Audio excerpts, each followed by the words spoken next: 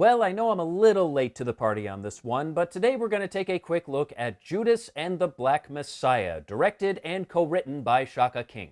This is based on the true story of Fred Hampton, played by Daniel Kaluuya, a civil rights activist and the leader of the Illinois chapter of the Black Panther Party, and Bill O'Neill, played by Lakeith Stanfield, who was arrested for car theft and impersonating a federal agent, but had his charges dropped in exchange for working as an FBI informant. This is a story I knew a little bit about going in, admittedly probably not as much as I should, and it seems Hollywood has been trying to teach us a lot lately, which is not necessarily a bad thing. Of course, their main goal is always entertainment, but if they can educate us at the same time, why not? And going into this movie, I think really the only other time I had ever seen the Black Panthers portrayed on film was probably Forrest Gump, and suffice to say, this movie's portrayal of the Panthers is just a little bit different, just a bit.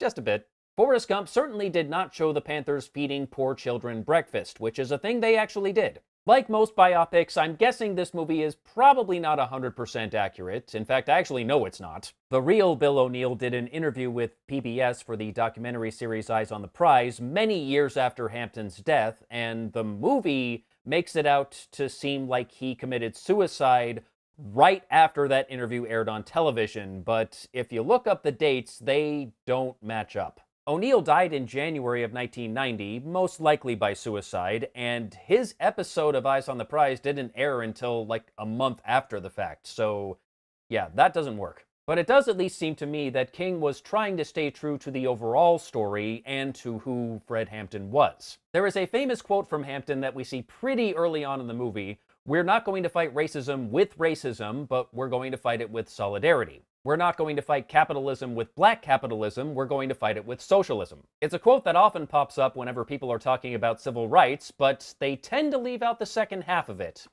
I wonder why that is. But the movie includes the entire quote, as it should. O'Neill's story starts off in this movie with his arrest and his subsequent recruitment by FBI agent Roy Mitchell, played by Jesse Plemons, and we see how Mitchell really took O'Neill under his wing and became almost a father figure to him, and ultimately convinced him to join the Panthers and report on their activities. And there's a very telling moment in one of their early conversations where Mitchell is trying to convince O'Neill that the Panthers are bad news.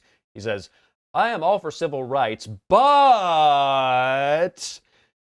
He may not have actually dragged out that "but." That's probably just how it sounded in my head. And then on the Fred Hampton side of the story, we see his arrest on possibly bogus robbery charges, his release from prison, his subsequent appeal, which was denied, which meant he would have gone back to prison if he was not assassinated. At the age of 21, no less. I mean, goddamn.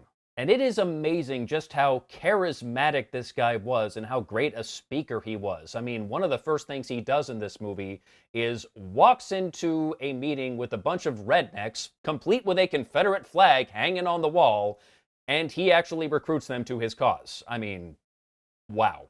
And based on the bits of archival footage of the real Fred Hampton and Bill O'Neill that are included in this movie, I would have to say Kaluuya and Stanfield nailed it. Kaluuya especially. I mean, every time that guy is seen giving a speech to the Panthers or the Rainbow Coalition, he is Fred Hampton. I mean, just dead on.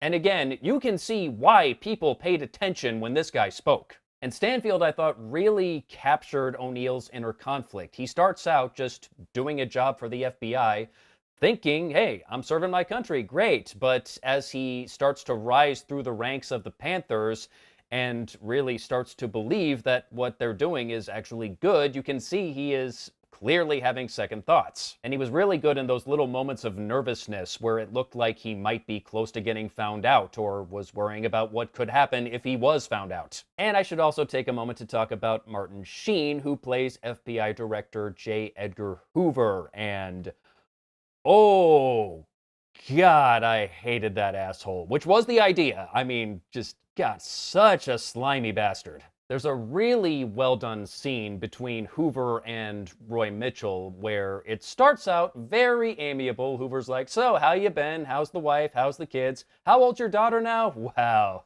they grow up so fast, don't they? And it seems nice and friendly on the surface, but you can tell just underneath, it's just a matter of time before things take a turn for the worse. And sure enough, Hoover asks him, And what are you gonna do when your daughter brings a black boy home? Oh, fuck you. But what I found interesting about that scene, and I don't know if this conversation actually took place or if this was just artistic license by King, but the way he phrased that question, it wasn't if your daughter brings a black boy home, it was when. Like he assumed it was a foregone conclusion. Almost seemed to me like a tacit admission that they thought they were fighting a losing battle, and I don't know if that's how they actually felt, but I did find that interesting. Overall, excellent performances from Kaluuya and Stanfield. Would not be surprised if they got some Oscar nominations out of this. Certainly not the movie to watch if you're in the mood for something with a happy ending, cause, well, you know. But it is very well made. I'd argue it's a very important movie, especially in these times, and if you haven't seen it, I do recommend it. And that's what I got to say about Judas and the Black Messiah. Till next time, take care.